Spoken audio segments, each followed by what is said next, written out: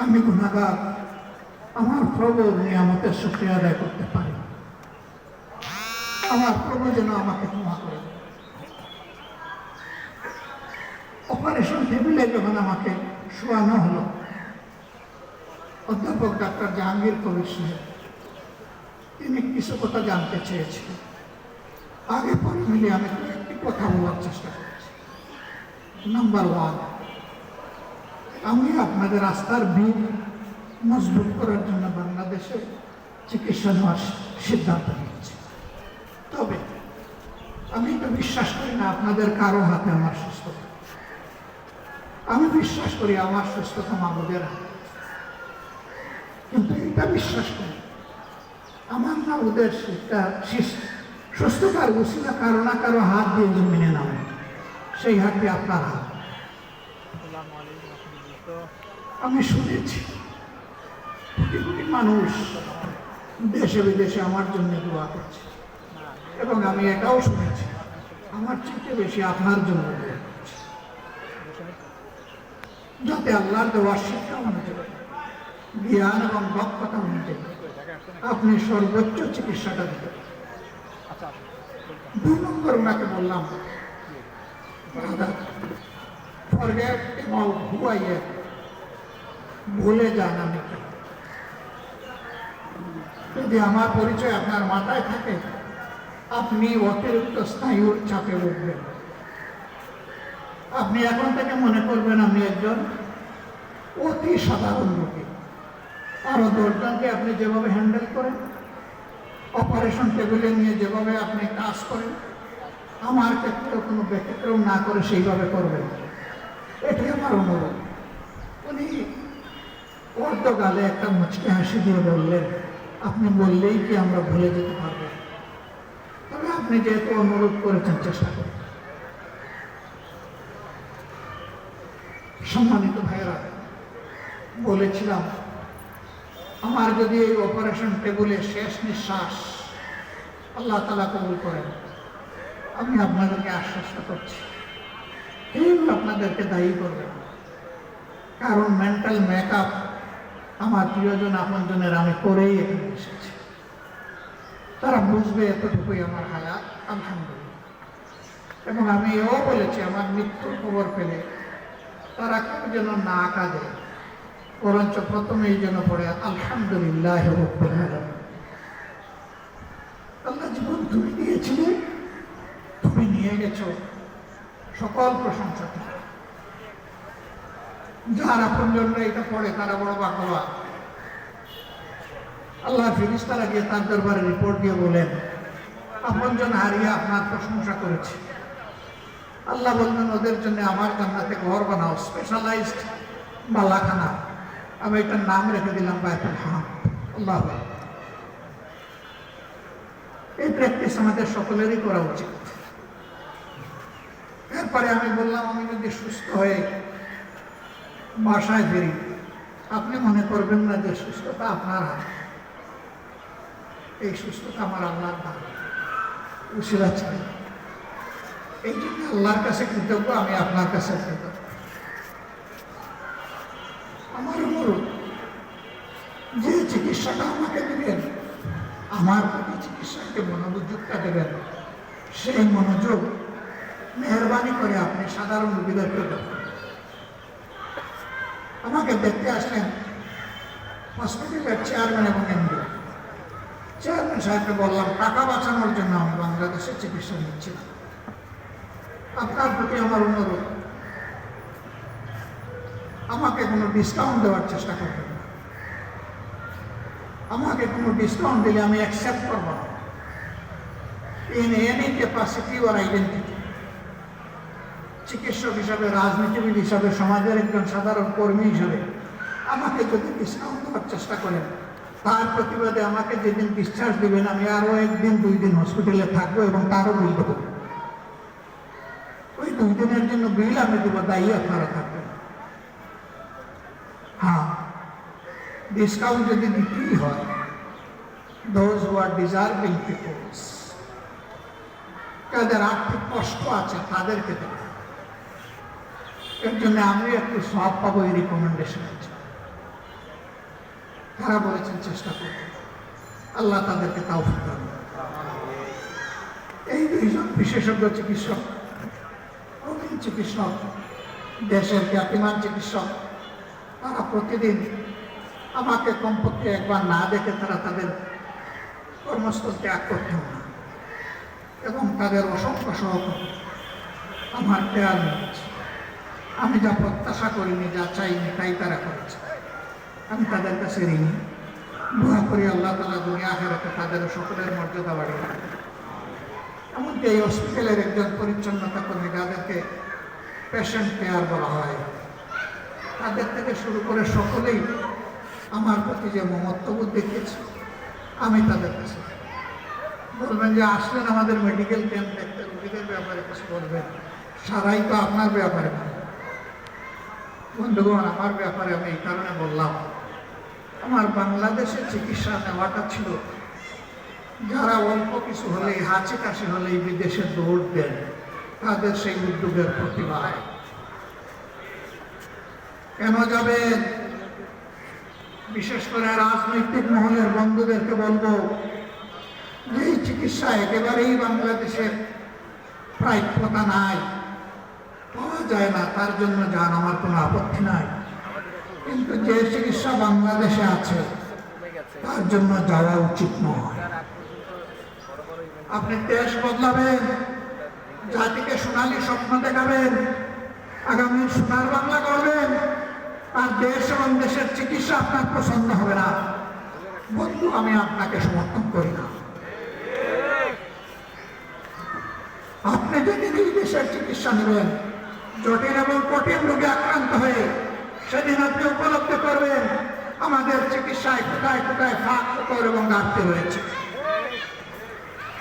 তখনই কেবল আপনার পক্ষে এই চিকিৎসা ব্যবস্থার প্যাটার্ন চেঞ্জ করা সম্ভব। আমি জানি না আমি কতটুকু উপলব্ধি করতে পেরেছি, তবে হসপিটালে থাকাকালীন 10 দিন আমি এই বিষয়গুলাই উপলব্ধি করার, বুঝার, জানার, শেখার চেষ্টা করেছি। গ্যাপ কোথায়, একথা আপনাদেরকে বলবো না, একথা যাদেরকে বলার তাদেরকে বলে এসেছি, কারণ আপনারা এটা চেঞ্জ করতে পারবেন না। যারা চেঞ্জ করতে পারবে তাদেরকে বলেছি, এই জায়গাগুলোতে ফার্দার অ্যাটেনশন করেছে।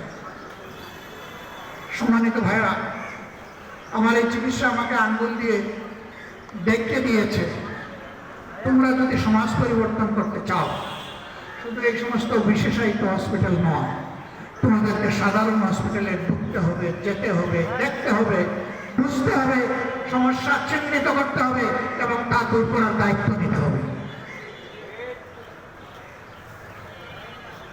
আমরা একটা মানবিক, দুর্নীতিমুক্ত, সমৃদ্ধ বাংলাদেশ গড়ার স্বপ্ন দেখে, যেই বাংলাদেশটা গরিব থেকে ধনী সকলকে তার অধিকার তার ঘরে, তার হাতে তুলে দেওয়া হবে। অধিকারের জন্য কারো কাছে করুণা প্রাপ্তি হতে হবে। আজকের আমাদের এই ক্ষুদ্র আয়োজন কেন? এই ক্ষুদ্র আয়োজন বিধ্বস্ত সমাজ ব্যবস্থায় চলমান যে স্বাস্থ্য সেবা, তার ঘাটতি বোঝানোর জন্য। ওই স্বাস্থ্য সেবা যদি সকলের জন্য নিশ্চিত হতো, একজন রোগীও আজকের এই ক্যাম্পে আসত। সবাই সরকারি স্বাস্থ্য সেবা গ্রহণের জন্য সেখানে যেত। এখানে রোগীরা এসে প্রমাণ করেছেন আমাদের দেশের স্বাস্থ্য ব্যবস্থা এখনো কাঙ্ক্ষিত মানে নেই। আমরা এই রোগীদের জন্য দোয়া করি, আরো যারা প্রিয় দেশে অসুস্থ আছেন সবার জন্য দোয়া করি। আল্লাহ তাআলা দারুশ শিফা থেকে সুস্থতার নিয়ামত সকলকে এনায়েত করুন। আল্লাহ তাআলা সুস্থ জীবন, পরিপক্ক ঈমান, গভীর দেশপ্রেম দিয়ে আমাদের প্রত্যেকটি নাগরিকের অন্তরকে আল্লাহ পরিপূর্ণ করে দিন। আমরা আপনাদেরকে কথা দিচ্ছি, এই সমাজ বদলানোর দায়িত্ব আপনারা যদি আমাদের হাতে তুলে দেন, দেশবাসী যদি আল্লাহর মেহেরবানিতে তুলে দেন, আমরা খেটে খুঁটে চেষ্টা করব সমাজের এই ঘাটতিগুলো পূরণ করা। আমরা ইনশাআল্লাহ তেলা মাথায় তেল দেব না। তেলের অভাবে যার চামড়া ফেটে গেছে তার গায়ে একটু তেল মালিশ করার চেষ্টা করবো ইনশাআল্লাহ। আমাদের prime subject those who are deprived people, বঞ্চিত মানুষগুলো হবে আমাদের অগ্রাধিকার ইনশাআল্লাহ। শুধু স্বাস্থ্যের ক্ষেত্রে নয়, শিক্ষা স্বাস্থ্য থেকে শুরু করে যতগুলা নাগরিক পরিষেবা আছে, সকল পরিষেবায় বঞ্চিতরা অগ্রাধিকার পাবে ইনশাআল্লাহ। বঞ্চিতদের অধিকার তাদের হাতে তুলে না দেওয়া পর্যন্ত ওই সেবা আমরা গ্রহণ করব না। আমার 7 মিনিটের বক্তব্যে বলেছিলাম দুর্নীতিমুক্ত বাংলাদেশ গড়তে চাই। এর ছোট্ট নমুনা হিসেবে আজকে লাখো জনতা এবং কোটি মানুষের সামনে এই ঘোষণা দিচ্ছে। আগামীতে বাংলাদেশ জামাত ইসলামী থেকে যারা নির্বাচিত হবে তারা সরকারের কোন পদ অল্প মূল্যে গ্রহণ করবেন না ইনশাআল্লাহ। বিনা ট্যাক্সের গাড়ি চড়বেন না ইনশাআল্লাহ। এও বলেছি সরকারের দেওয়া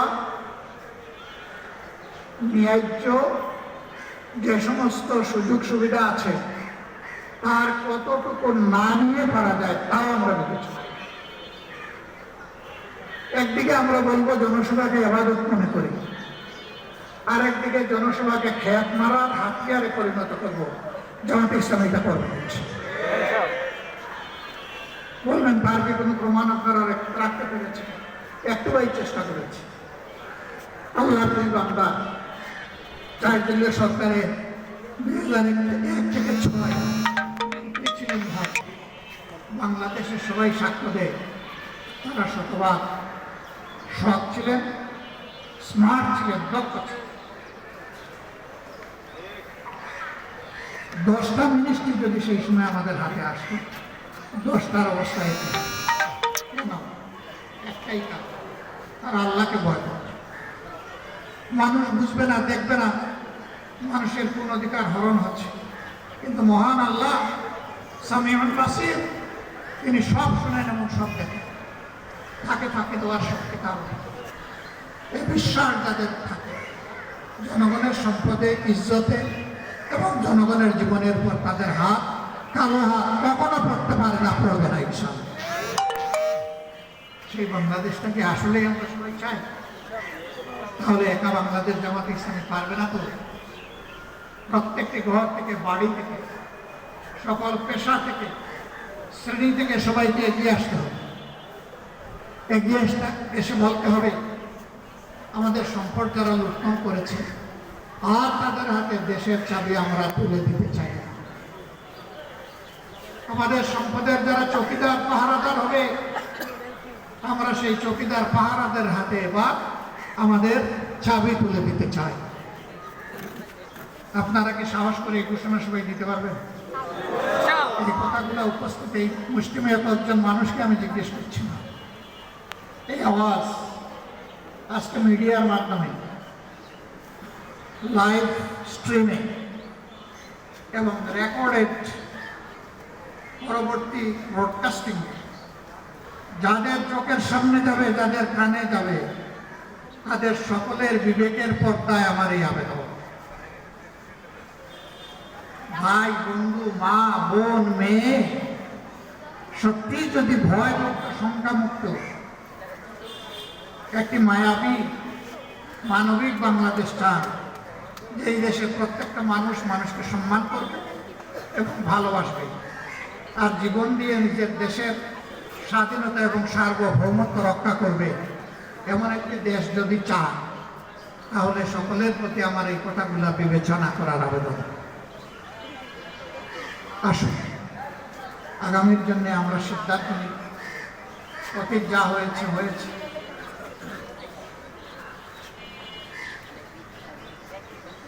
অতীত যা হয়েছে হয়েছে, কিন্তু ভবিষ্যতে আমরা জেনে বুঝে নিজেদের কপাল এবং কিসমতের সিদ্ধান্ত নেব ইনশাআল্লাহ। আমি দুনিয়া করে যতটুকু বুঝতে পেরেছি, জনগণ যদি সঠিক সিদ্ধান্ত নিতে পারে, ন্যায়, সততা এবং সত্যের পক্ষে যদি অবস্থান নিতে পারে, 5 বছরের একটি বাংলাদেশ হবে নতুন বাংলাদেশ ইনশাআল্লাহ। 5 years, so many design of the society will be changed. এবং সেটা আল্লাহ তাআলার রহমতের ফসল। আসুন সেই পথেই হাঁটি। আল্লাহ রাব্বুল আলামিন আমাদের দেশের উপর রহম করুন। নিরাপত্তার চাদরে দেশটাকে আল্লাহ তাআলা ঢেকে দিন। বাংলাদেশের আকাশে স্বচক্ষে আমরা কিছু মেঘের ছায়া দেখতে পাচ্ছি, তার পাশাপাশি আমরা কিছু কালো ছায়াও অন্তর দিয়ে দেখি। আল্লাহ তাআলার সকল আতঙ্ক ও আশঙ্কা কালো ছায়াকে দূর করে দিয়ে বাংলাদেশকে একটি শঙ্কামুক্ত,